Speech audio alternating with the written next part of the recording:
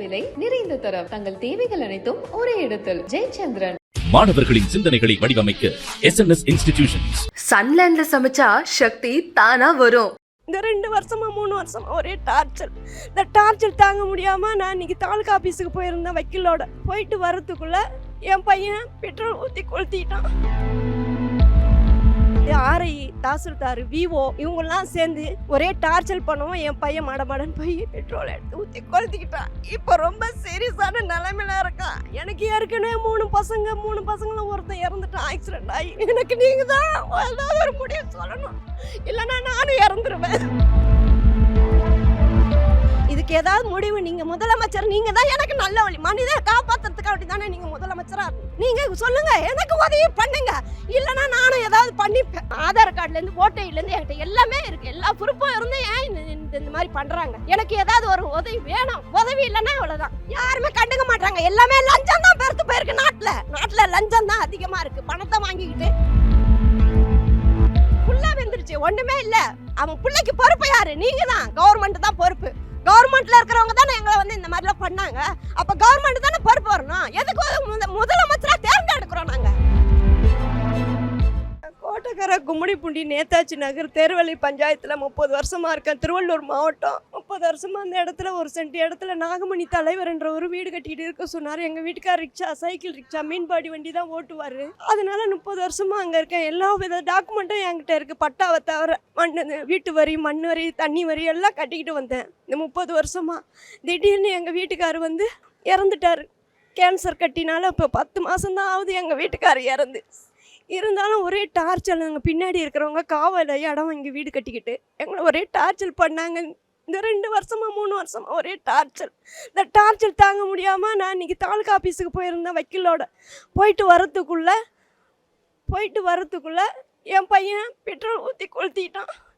இந்த இடத்துல இருக்கக்கூடாதுன்னு ஜேசிபி வச்சு ஊர் தலைவர், ஊர் ward number, RI ward number Rasu, ஊர் தலைவர் கிரிஜா குமார், அந்த ஊர் வார்டு நம்பர் ராஜேஷ் கண்ணா, அப்புறம் அந்த ஊரில் கோயில் இருக்கும், நாகமுத்து மாரியம்மன் கோயில், அந்த கோயிலுடைய தர்மகர்த்தாவோட மகன் ராஜ்குமார், இவங்கெல்லாம் சேர்ந்து ஆர்ஐ, தாசில்தார், விஓ இவங்கெல்லாம் சேர்ந்து ஒரே டார்ச்சர் பண்ணுவோம். என் பையன் மடமடன் போய் பெட்ரோல் எடுத்து ஊற்றி கொளுத்திக்கிட்டான். இப்போ ரொம்ப சீரியஸான நிலைமையில இருக்கான். எனக்கு ஏற்கனவே 3 பசங்களும் ஒருத்தன் இறந்துட்டான் ஆக்சிடென்ட் ஆகி.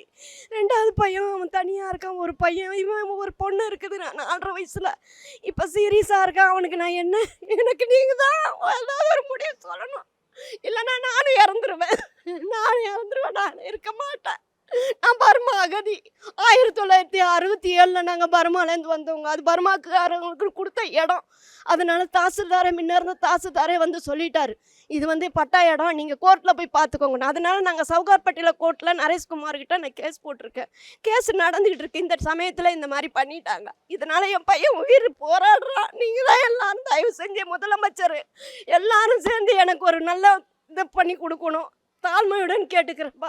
மன வளைச்சல் இருந்தால் ஒரே டார்ச்சர். அப்பனுக்கும் உடம்பு சரியில்லை, அவரையும் ஆஸ்பத்திரி கூட்டிகிட்டு போய் தெரிஞ்சோம். கேரளா வரல கூப்பிட்டு போனோன்னு பார்க்க முடியல. கடன் வாங்கி ரொம்ப டார்ச்சரில் இருந்தான்.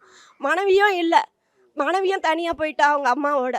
பொண்ணு 4.5 வயசு குழந்தையும் அவனும் என்கிட்ட தான் இருந்தாங்க. இப்போ மன வளைச்சல் ரொம்ப நேற்றுலேருந்து ரொம்ப டார்ச்சர் பண்ணவும் தான் இந்த வேலை பண்ணிக்கிட்டான். இப்போ அவனோட உயிர் ஊசலாடிக்கிட்டு இருக்கு. அதுக்கு நீங்கள் தான் பொறுப்பு. நான் எத்தனை வாட்டி முதலமைச்சருக்கும் கொடுத்துருக்கேன், கலெக்டர் ஆஃபீஸுக்கும் கொடுத்துருக்கேன், தாலுகா ஆஃபீஸ்லேயும் கொடுத்தேன், விஓ ஆஃபீஸ்லேயும் கொடுத்துருக்கேன், மனித உரிமை கமிஷனுக்கும் கொடுத்தேன். எங்கள் மாமா ஒருத்தர் குருமூர்த்தின்றவர் வியாசர்பாடியில் கேஸ் கம்பெனி நடத்துகிறாரு.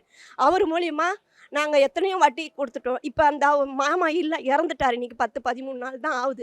அவர் இருந்தால் எனக்கு எவ்வளோ ஹெல்ப் பண்ணுவார். ஆனால் இந்த சமயத்தில் அவரும் இல்லாமல் போயிட்டார். இதில் ரத்னான்றவன் தான் மெயினான ஆள். எங்கள் வீட்டாண்டியே இருக்கிறான், பர்மாக்காரன் தான் அவன் தான் மெயினான ஆள். இதுக்கு மூல காரணமே பைசா வாங்கிக்கிட்டு எங்களை காலி பண்ணணுன்னு இந்த 3 வருஷமா ஒரே டார்ச்சர். இந்த டார்ச்சர் தாங்கன்னா நான் மன உளைச்சலுக்கு ஆளாகி ஜிஹெச்சில் போய் அட்மிட் பண்ணி எம்ஆர் ஸ்கேன் எடுத்து இந்த என்கிட்ட இருக்க டீட்டெயில் எல்லாம் மாத்திரை சாப்பிட்டுக்கிட்டு இருக்கேன். இந்த சமயத்தில் என் பையனும் சம்பாரிச்சு கொடுக்குற பையனும் இப்படி பண்ணிட்டா. என் கணவரும் இல்லை, ஓஏபி பணமும் 11 மாதமாக ஆஃப் பண்ணி வச்சுட்டாங்க இவங்க 2 பேரும், இந்த விஓவும் குமாரும் சேர்ந்து. போன வாரம் கூட நான் கலெக்டர் ஆஃபீஸில் போய் மனு கொடுத்துட்டு வந்தேன். இதுக்கு ஏதாவது முடிவு நீங்கள் முதலமைச்சர், நீங்கள் தான் எனக்கு நல்ல வழி. மனிதரை காப்பாற்றுறதுக்காக தானே நீங்கள் முதலமைச்சராக நீங்க சொல்லுங்க, எனக்கு உதவி பண்ணுங்க, இல்லைன்னா நானும் ஏதாவது பண்ணிப்பேன். இதுதான் நான் கடைசியாக சொல்கிற வார்த்தை. நான் 30 வருஷமா இருக்கேன். நான் நெல்லூரில் நெல்லூர் டிஸ்ட்ரிக்டில் இருக்கிறவர் எங்களுக்கு ஃப்ரீயாக கொடுத்த இடம் பர்மா அகதிங்களுக்குன்னு கொடுத்தது. அதில் பர்மாலேருந்து வந்தவங்க ஒரு 10 பேர் ஆளு கொஞ்சம் கொஞ்சம் பங்கு போட்டு இத்தனை பேருக்கு இவ்வளோ சென்ட்டுன்னு கொடுத்தாங்க. அதில் 1 சென்ட்டு மிச்சம். அந்த 1 சென்ட்டில் தான் நான் கட்டிக்கிட்டேன். அது கூட நானாக போய் கட்டல. நாகமணி தலைவர்ன்றவர் கட்ட சொல்லி நான் கட்டி 30 வருஷமா இருக்கேன். எல்லா டாக்குமெண்ட்டும் இருக்குது. பட்டாவை தவிர எனக்கு எல்லாம் இருக்குது. ஆனால் அந்த இடம் பட்டா இடம். என்னை காலி பண்ண சொல்லி தொல்லம் பண்ணவன் தான் என் பையன் அந்த மாதிரி பண்ணிட்டான். நான் தாலுகா ஆஃபீஸுக்கு போயிருந்தேன்.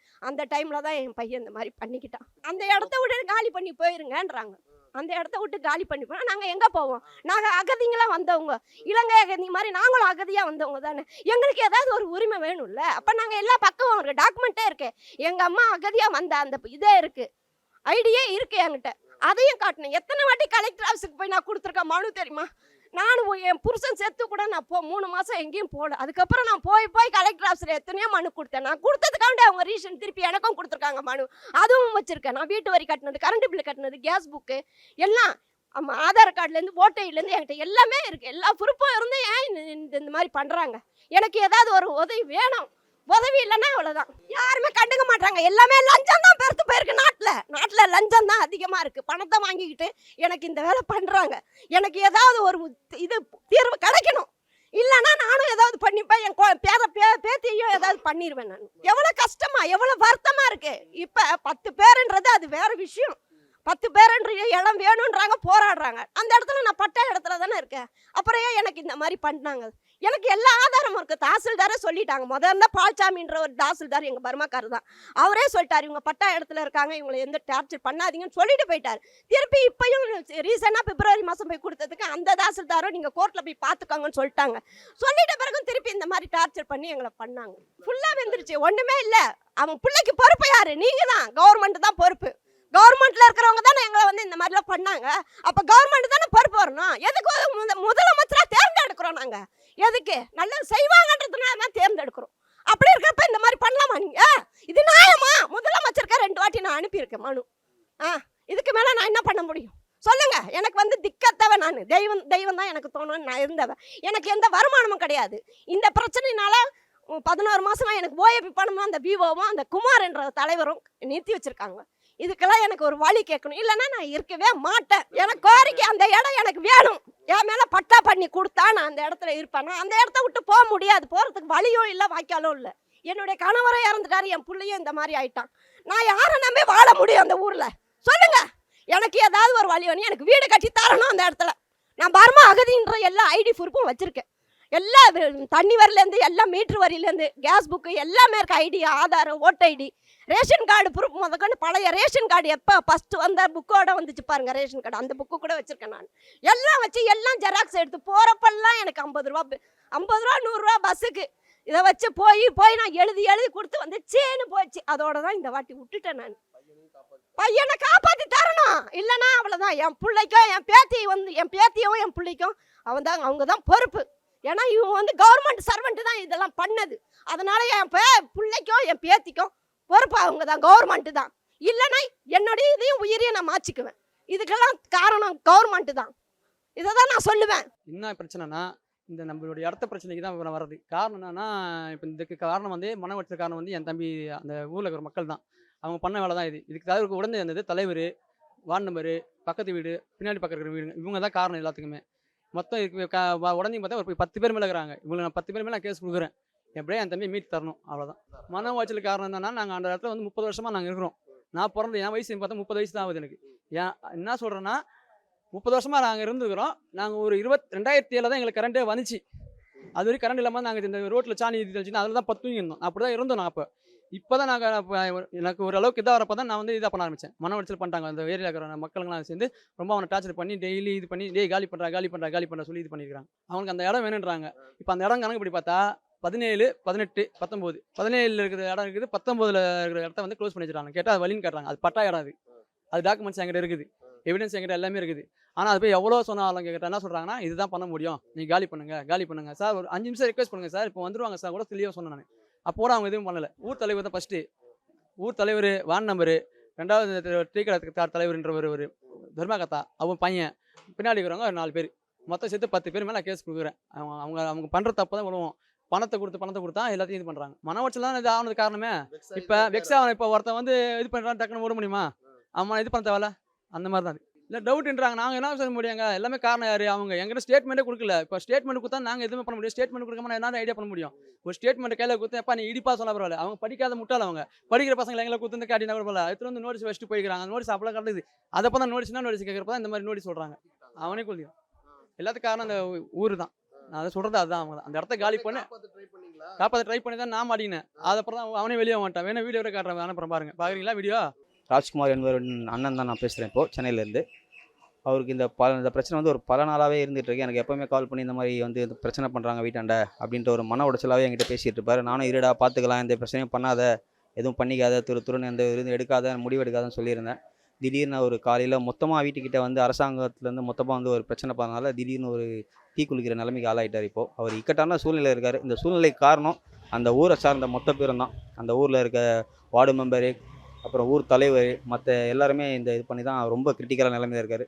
அவர் குணமடைகிறதுக்கு நீங்கள் என்ன பண்ணுமோ பண்ணுங்கள். அந்த இடத்துக்கான இதை நீங்கள் பண்ணி கொடுங்க. ரொம்ப நன்றி. இந்த அளவுக்கு தானே பெட்ரோல் ஊற்றி குளிச்சிருக்காங்கன்னா எந்த அளவுக்கு வேதனை இருப்பாங்க? ரொம்ப வேதனை தான் சார். ரொம்ப இந்த அளவுக்கு பெட்ரோலை வந்து ஊற்றி கொளுத்துறதுக்கு ரொம்ப ஒரு வேதனை.